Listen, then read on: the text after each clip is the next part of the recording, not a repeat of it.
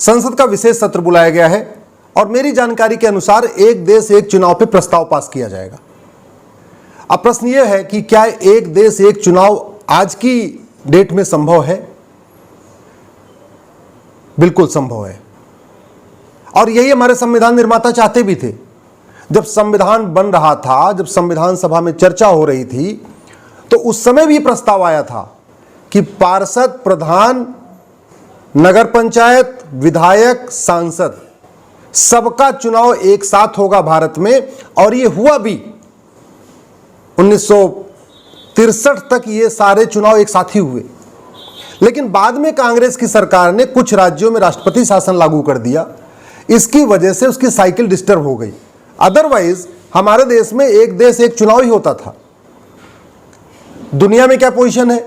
दुनिया के 48 देशों में एक देश एक चुनाव होता है और वो चुनाव भी केवल संडे को होता है।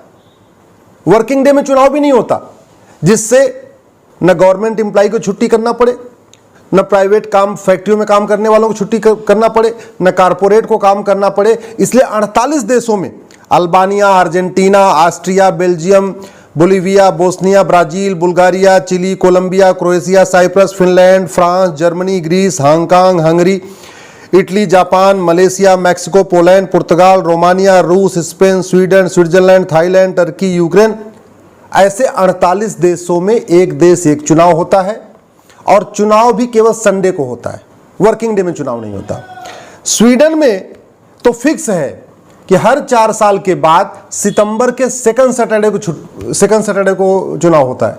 कि मतलब अगर आज चुनाव हुआ सितंबर के सेकंड वीक में, तो 4 साल के बाद फिर से सितंबर के सेकंड संडे को ही चुनाव होगा। ये फिक्स हो रखा है।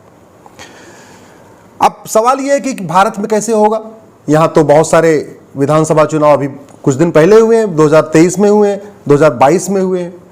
तो पहली बात तो आप ये समझ लीजिए, ये भारत का संविधान we the people of India, लोगों के द्वारा बनाया गया है, लोगों के लिए है, लोगों के हित में लिए है। ये पॉलिटिकल पार्टियों के लिए संविधान नहीं है। संविधान में तो राजनीतिक पार्टियों का नाम भी नहीं था। ये तो एक अमेंडमेंट आया, उसमें पॉलिटिकल पार्टी का जिक्र आ गया। अदरवाइज भारत के संविधान में पॉलिटिकल पार्टियों का एक भी बार जिक्र नहीं है। सांसदों का जिक्र है, विधायक का जिक्र है, सांसद का जिक्र है, जजेस का जिक्र है, लेकिन पॉलिटिकल पार्टियों को कहीं कोई जिक्र ही नहीं है। लेकिन आज की डेट में पॉलिटिकल पार्टियों ने इस संविधान को हाईजैक कर लिया है।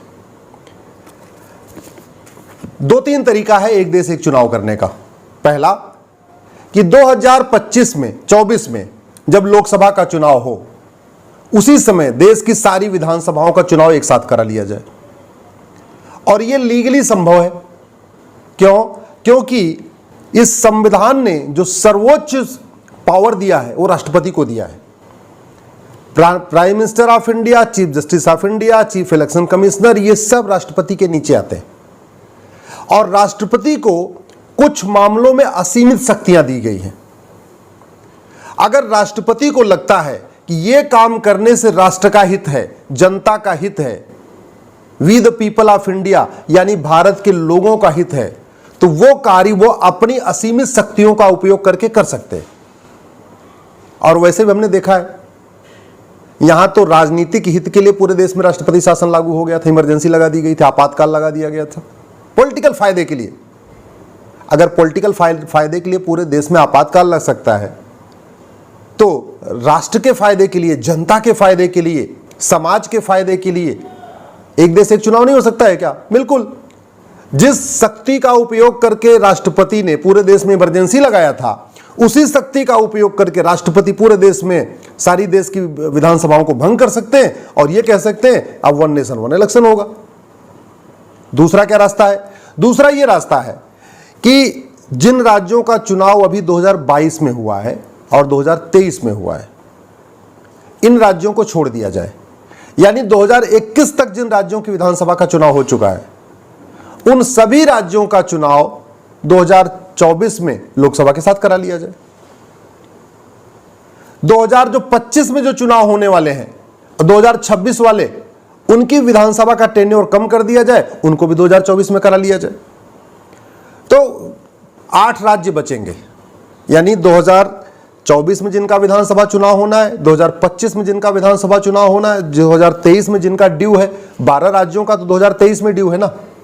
अभी छत्तीसगढ़ का चुनाव होना है 2023 में, मध्य प्रदेश का होना है, मिजोरम का होना है, राजस्थान का होना है, तेलंगाना का होना है, सिक्किम का होना है, आंध्र प्रदेश का होना है, अरुणाचल का होना है, उड़ीसा का होना है, हरियाणा का होना है, महाराष्ट्र का होना है, झारखंड का होना है। टोटल 2023 में 16 राज्यों में विधानसभा चुनाव होना था, लेकिन 4 राज्यों में हो गया, मेघालय, नागालैंड, त्रिपुरा, कर्नाटक में हो गया है, 4 राज्यों का हो गया है। 16 में से 4 कम कर दीजिए तो 12 राज्यों का चुनाव तो अभी भी होना है 2023 में।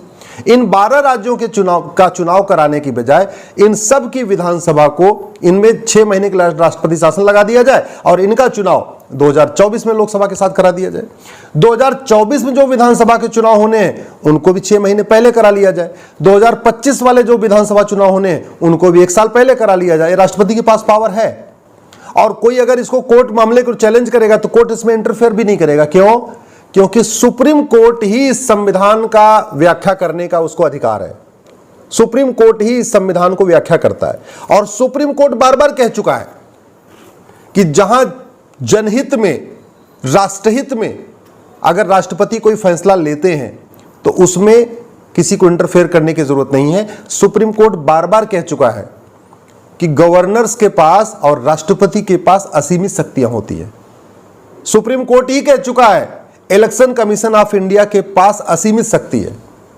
तो अगर इलेक्शन कमीशन ऑफ इंडिया कह दे कि भाई हम पूरे देश में एक देश एक चुनाव के लिए तैयार हैं, गवर्नर रिकमेंडेशन भेज दें अपनी तरफ से कि भाई इन विधानसभाओं का चुनाव पहले करा लिया जाए, उन राज्यों के गवर्नर भेज दें कि हम इन राज्यों का चुनाव पहले कराना चाहते हैं। जिन राज्यों में अभी होना है 2023 में, यहां के गवर्नर यहां की विधानसभाएं प्रस्ताव पास कर दे और कह दे हम 2024 में कराना चाहते हैं। 6 महीने राष्ट्रपति शासन चल जाएगा, साल भर चल जाएगा। राष्ट्रपति शासन तो कितनी बार यहां लगाया जा चुका है, पॉलिटिकल कारणों से लगाया जा चुका है। अगर राजनीतिक कारणों से राष्ट्रपति शासन लग सकता है तो राष्ट्रहित में राष्ट्रपति शासन क्यों नहीं लग सकता?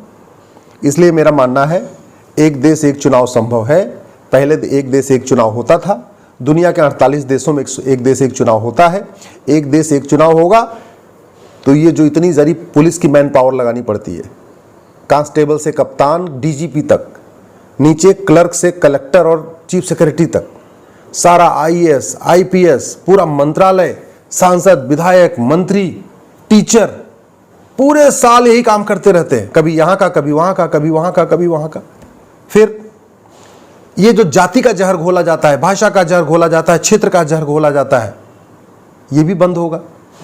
भाई 5 साल में एक बार चुनाव होगा, 60 महीने में एक बार चुनाव होगा, तो जो भी ये पॉलिटिकल गर्मा गर्मी होगी 2 महीने के लिए होगी। कम से कम 58 महीने या 55 महीने तो बढ़िया पूरे देश में विकास होगा।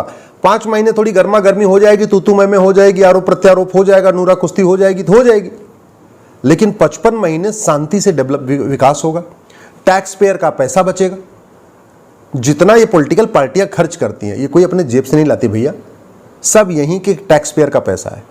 ये जितना टीचर्स के ऊपर खर्च होता है, वोटर लिस्ट बनाने में खर्च होता है, जो ड्यूटी पे खर्च होता है, जो बीएसएफ की ड्यूटी लगती है, उनके खाने पीने पे खर्च होता है, जितना पूरा पेट्रोल का खर्चा बार बार बढ़ता है, ये मंत्रियों का जो प्रचार में जो चार्टर्ड प्लेन यूज होता है, ये कहाँ से आता है पैसा? आपको लगता है कि कोई पॉलिटिकल पार्टी अपने कमा के रखी अपने जेब में, कोई पार्टी का अध्यक्ष अपने जेब से खर्च करता है? आपको लगता है कि लालू प्रसाद अपने जेब से खर्च करते हैं? नहीं। जो भी पैसा है जनता का पैसा है, टैक्स पेयर का पैसा है, वो चाहे डोनेशन के फॉर्म में है या पब्लिक उसमें फॉर्म में है। और वैसे भी पॉलिटिकल पार्टियां पब्लिक अथॉरिटी हैं। पब्लिक अथॉरिटी हैं तो इनको जनता के हित में काम करना चाहिए। ये तो दुर्भाग्य की बात है कि जितनी पॉलिटिकल पार्टियां दुकान के तरीके से चल रही हैं, ज़्यादातर पॉलिटिकल पार्टियां, 2-3 पॉलिटिकल पार्टियों को छोड़ दिए तो ज़्यादातर पॉलिटिकल पार्टियां घर का धंधा बन चुकी हैं।